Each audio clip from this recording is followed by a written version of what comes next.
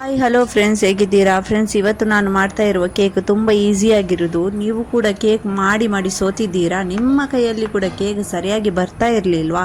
ಹಾಗಾದರೆ ನೀವೊಮ್ಮೆ ಖಂಡಿತ ಈ ಥರ ಟ್ರೈ ಮಾಡಿ. ನಿಮಗೆ ಸರಿಯಾಗಿ ಫಸ್ಟ್ ಟೈಮಲ್ಲಿ ಕೇಕದ್ದು ಕರೆಕ್ಟಾಗಿ ನಿಮಗೆ ಕೇಕ್ ಸರಿಯಾಗಿ ಬರ್ತದೆ. ಅದಕ್ಕೋಸ್ಕರ ಇಲ್ಲಿ ನಾನು ಈ ಗ್ಲಾಸಲ್ಲಿ 1 ಗ್ಲಾಸ್ ಅಂದರೆ ಚಿರೋಟಿ ರವೆ, ಬಾಂಬೆ ರವೆ ತಗೊಂಡಿದ್ದೇನೆ. ಯಾವುದು ಆಗ್ಬೋದು, ರವೆ ತಗೊಳ್ಳಿ. ಆಮೇಲೆ ಅದೇ ಗ್ಲಾಸಲ್ಲಿ 1 ಗ್ಲಾಸ್ಗಿಂತ ಸ್ವಲ್ಪ ಕಮ್ಮಿ ಸಕ್ಕರೆ ತಗೊಳ್ಬೇಕು. ಈ ಥರ ನೋಡಿ, ಮೆಜರ್ಮೆಂಟ್ ಕರೆಕ್ಟಾಗಿ ತಗೊಳ್ಳಿ, ನಿಮ್ಮ ಕೇಕ್ ಕೂಡ ಕರೆಕ್ಟಾಗಿ ಬರ್ತದೆ. ಈಗ ಇದನ್ನು ಗ್ರೈಂಡ್ ಮಾಡ್ಕೊಳ್ಳೋಣ. ಯಾಕಂದರೆ ಇದು ಒಂದು ಸುತ್ತು ಚೆನ್ನಾಗಿ ಸಕ್ಕರೆ ಹುಡಿಯಾಗಲಿ ನಮ್ಮದು ಕರೆಕ್ಟಾಗಿ. ಅಂದರೆ ಅದರ ಜೊತೆ ಈ ನಮ್ಮ ನೋಡಿ ಈ ಥರ ರವೆ ಕೂಡ ಹುಡಿ ಆಗ್ತದೆ. ನೀವು ಕೂಡ ಇದನ್ನು ಫಸ್ಟ್ ಟೈಮಲ್ಲೇ ಕರೆಕ್ಟಾಗಿ ನೀವು ಮಾಡ್ಬೋದು. ಅಂದರೆ ತುಂಬ ಈಸಿಯಾಗಿರುವಂಥ ನಾನು ಹೇಳಿದ ಥರನೇ ನೀವು ಇದನ್ನು ಫಾಲೋ ಮಾಡಿದರೆ ಖಂಡಿತವಾಗಿ ನಿಮ್ಮ ಕೇಕ್ ಕೂಡ ಸರಿಯಾಗಿ ಬರ್ತದೆ. ಈಗ ಇದನ್ನು ಒಂದು ಸುತ್ತು ಗ್ರೈಂಡ್ ಮಾಡಿ ಆದಮೇಲೆ ಸಕ್ಕರೆ ಎಲ್ಲ ಚೆನ್ನಾಗಿ ಹುಡಿಯಾಗಿದೆ. ಈಗ ಇದನ್ನೊಂದು ಪಾತ್ರೆಗೆ ಹಾಕೊಳ್ಳೋಣ. ಆಮೇಲೆ ಅದೇ ಗ್ಲಾಸಲ್ಲಿ ಅರ್ಧ ಗ್ಲಾಸಷ್ಟು ಮೈದಾ ತಗೊಂಡಿದ್ದೇನೆ ನಾನು. ಮೈದಾ ತಗೊಳ್ಳೋದ್ರಿಂದ ತುಂಬ ಚೆನ್ನಾಗಿ ಬರ್ತದೆ ನಮ್ಮ ಕೇಕ್. ಆಮೇಲೆ ಇದಕ್ಕೆ ಅದೇ ಗ್ಲಾಸಲ್ಲಿ ಅರ್ಧ ಗ್ಲಾಸ್ ಆಗುವಷ್ಟು ನೀವು ತಗೊಳ್ಳಿ. ನಾನು ಅಂದಾಜು ಪ್ರಕಾರ ಹಾಕಿದ್ದೇನೆ. ಅಂದರೆ ಇದು ಕರ್ಡ್ ಅಂದರೆ ಮೊಸರು. ಆಮೇಲೆ ಇದಕ್ಕೆ ನಾನು ಹಾಕ್ತಾ ಇರೋದು ಹಾಲು ಕೂಡ ನೋಡಿ ಜಾಸ್ತಿ ಹಾಕಬೇಡಿ. ನಮಗೆ ಇದು ಇಡ್ಲಿ ಎಲ್ಲ ಮಾಡಲಿಕ್ಕೋಸ್ಕರ ಯಾವ ಥರ ಬ್ಯಾಟರ್ ನಾವು ಎಷ್ಟು ದಪ್ಪ ರೆಡಿ ಮಾಡ್ತೇವೆ ಅಷ್ಟು ದಪ್ಪ ನಮಗೆ ಇದು ರೆಡಿ ಮಾಡಬೇಕು. ಇದಕ್ಕೆ ನಾನು ಏಲಕ್ಕಿ ಪುಡಿ ಹಾಕ್ತಾ ಇದ್ದೇನೆ. ನಾವು ಇದಕ್ಕೆ ಎಸೆನ್ಸ್ ಏನನ್ನು ಆ್ಯಡ್ ಮಾಡದೇನೆ ಇವತ್ತು ಹೆಲ್ತಿ ಆಗಿರುವಂತಹ ಕೇಕ್ ಮಾಡ್ತಾ ಇದ್ದೇನೆ. ನೋಡಿ ತುಂಬ ಈಸಿಯಾಗಿದೆ ಫ್ರೆಂಡ್ಸ್. ನಿಮಗೆ ಓವನ್ ಕೂಡ ಬೇಕಾಗಿಲ್ಲ. ಇದನ್ನು ಮಾಡಲಿಕ್ಕೆ ಅಂತೂ ತುಂಬಾ ಈಸಿ. ನೋಡಿ ಇದನ್ನೆಲ್ಲ ಈಗ ಚೆನ್ನಾಗಿ ಮಿಕ್ಸ್ ಮಾಡ್ತಾ ಇದ್ದೇನೆ. ಈ ಥರ ಗಂಟು ಎಲ್ಲ ಇರಬಾರ್ದು. ನೀವು ಇದನ್ನು ನಿಮ್ಮ ಮೈದಾ ಎಲ್ಲ ಕರೆಕ್ಟ್ ಇಲ್ಲ ಅಂದರೆ ಅದನ್ನು ಜರಡಿ ಹಿಡ್ಕೊಳ್ಳಿ, ಅಂದರೆ ಚೆನ್ನಾಗಿ ಸೋಸಿ ಹಾಕ್ಕೊಳ್ಳಿ. ಆಮೇಲೆ ನಾನಿದು ಸ್ವಲ್ಪ ನನಗೆ ದಪ್ಪ ತುಂಬ ಆಗಿದೆ ಅಂತ ಅನಿಸ್ತು, ಅದಕ್ಕೋಸ್ಕರ ಸ್ವಲ್ಪ ಹಾಲನ್ನು ಇನ್ನೂ ಕೂಡ ಮಿಕ್ಸ್ ಮಾಡಿದ್ದೇನೆ. ನೋಡಿ ಈ ಥರ ಇದರ ಬ್ಯಾಟರ್ ನೀವು ಜಾಸ್ತಿ ದಪ್ಪನೂ ಅಲ್ಲ ಜಾಸ್ತಿ ತೆಲೂನೂ ಅಲ್ಲ, ಕರೆಕ್ಟಾಗಿ ನಾವು ಇಡ್ಲಿಗೆಲ್ಲ ಮಾಡ್ತೇವೆ ನೋಡಿ ಅದೇ ಥರ ಇಡಿ. ನೋಡಿ ಇದನ್ನು ಈಗ ಒಂದು 10-15 ನಿಮಿಷ ಇದೇ ಥರ ಬಿಡಬೇಕು. ನೋಡಿ ಬಂದ ಮಾಡಿ ಒಂದು 10-15 ನಿಮಿಷ ತನಕ ಇದೇ ಥರ ಸ್ವಲ್ಪ ನೆನೆಯಲಿಕ್ಕೋಸ್ಕರ ಬಿಡಬೇಕು. ಅಂದರೆ ನಮ್ಮ ರವೆ ಎಲ್ಲ ಇದರಲ್ಲಿ ಚೆನ್ನಾಗಿ ಸಾಫ್ಟ್ ಆಗ್ತದೆ.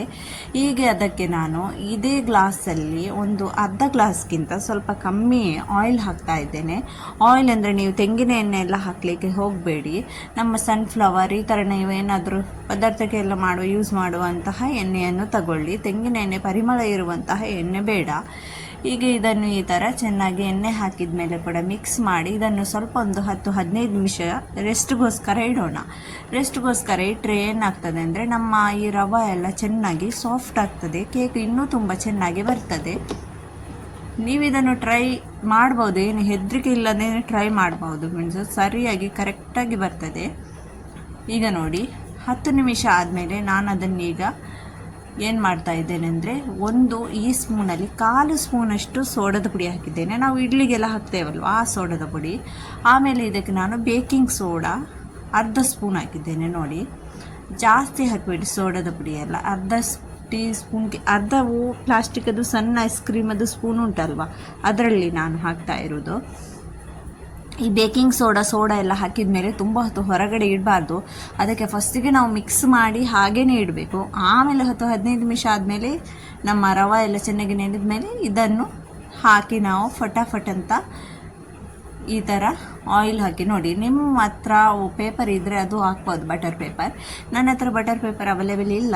ಅದಕ್ಕೋಸ್ಕರ ನಾನು ಯಾವುದರಲ್ಲಿ ಕೇಕನ್ನು ಸ್ಟಿಮ್ ಮಾಡ್ತಾ ಇದ್ದೇನೆ ಅದಕ್ಕೆ ಸ್ವಲ್ಪ ಮೈದಾ ಹಿಟ್ಟನ್ನು ಸ್ಪ್ರೆಡ್ ಮಾಡಿ, ಎಣ್ಣೆಯನ್ನು ಸ್ವಲ್ಪ ಒರೆಸಿ ಮೈದಾ ಹಿಟ್ಟು ಸ್ಪ್ರೆಡ್ ಮಾಡಿ ಈ ಥರ ಇದನ್ನು ಬೇಕ್ ಮಾಡ್ತಾ ಇದ್ದೇನೆ. ನೋಡಿ ಅಂದರೆ ನಾನು ಇಲ್ಲಿ ನಿಮ್ಮ ಹತ್ರ ತೊಂದೂರು ಇದ್ದರೆ ತೊಂದೂರಲ್ಲಿ ಮಾಡ್ಬೋದು. ಇದು ಇಡ್ಲಿ ಅದು ಬರ್ತದಲ್ವ ಅದರಲ್ಲಿ ಉಪ್ಪು ಹಾಕಿ ಕೆಳಗಡೆ ಅದರ ಮೇಲೆ ಸ್ವಲ್ಪ ಒಂದು ಸ್ಟ್ಯಾಂಡ್, ಇಲ್ಲಾಂದರೆ ನಿಮ್ಮ ಹತ್ರ ಸ್ಟ್ಯಾಂಡ್ ಇಲ್ಲ ಅಂದರೆ ಸಣ್ಣ ಏನಾದರೂ ತಟ್ಟೆ ಏನಾದರೂ ಇಟ್ಟು ಅದರ ಮೇಲೆ ಈ ಥರ ಇಟ್ಟು ಬಿಡಿ. ಉಪ್ಪು ಹಾಕಿದರೆ ಚೆನ್ನಾಗಿ ನೋಡಿದ್ದು ಕೆಳಗಡೆ ಉಪ್ಪು ಇರಬೇಕು. ಆಮೇಲೆ ಅದರ ಮೇಲೆ ಸ್ಟ್ಯಾಂಡ್ ಇಟ್ಟು ಈ ಥರ ಸ್ಟೀಮ್ಗೋಸ್ಕರ ಇಡಬೇಕು. ನೋಡಿ ಬೇಕಾಗಲಿಕ್ಕೋಸ್ಕರ.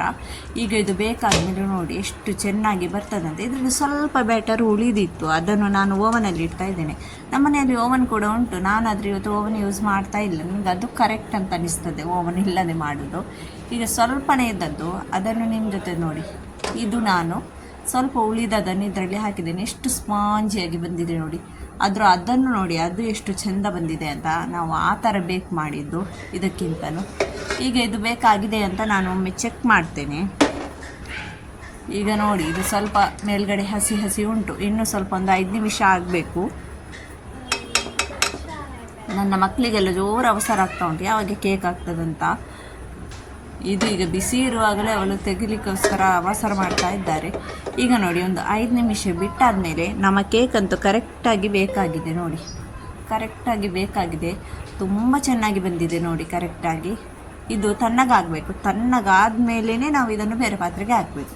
ನಮ್ಮ ಮನೆಯಲ್ಲಿ ಅವಸರ ಜೋರಾಗಿತ್ತು ಮಕ್ಕಳಿಗೆ. ತಣ್ಣಗಾಗೋದಕ್ಕಿಂತ ಮುಂಚೆನೇ ಅದನ್ನು ಈ ಪಾತ್ರೆಗೆ ನನಗೆ ಪಲ್ಟಿ ಮಾಡಲಿಕ್ಕೆ ಆಗಿ ಮಾಡಿದರು. ಇದು ಕೆಳಗಡೆ ಈ ಥರ ಆಗಿತ್ತು. ನಾನು ತಣ್ಣಗಾದ್ಮೇಲೆ ಪಲ್ಟಿ ಮಾಡ್ತಿದ್ರೆ ಇದು ಕರೆಕ್ಟಾಗಿ ಬರ್ತಿತ್ತು ಫ್ರೆಂಡ್ಸ್.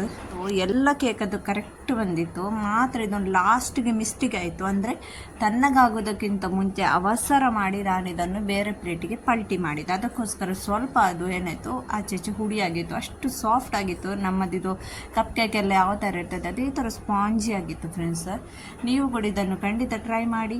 ನಾನಿನ್ನು ಸಿಗ್ತೇನೆ ನೆಕ್ಸ್ಟ್ ವಿಡಿಯೋ. ನೀವೇನಾದರೂ ಸಬ್ಸ್ಕ್ರೈಬ್ ಮಾಡದೆ ನನ್ನ ವಿಡಿಯೋ ನೋಡ್ತಿದ್ದೀರಂದರೆ ದಯವಿಟ್ಟು ಸಬ್ಸ್ಕ್ರೈಬ್ ಮಾಡಿ ಅಂತ ಹೇಳ್ತಾ ನನ್ನ ಈ ವಿಡಿಯೋವನ್ನು ಇಲ್ಲಿಗೆ ಕೊನೆಗೊಳಿಸ್ತೇನೆ. Bye bye friends.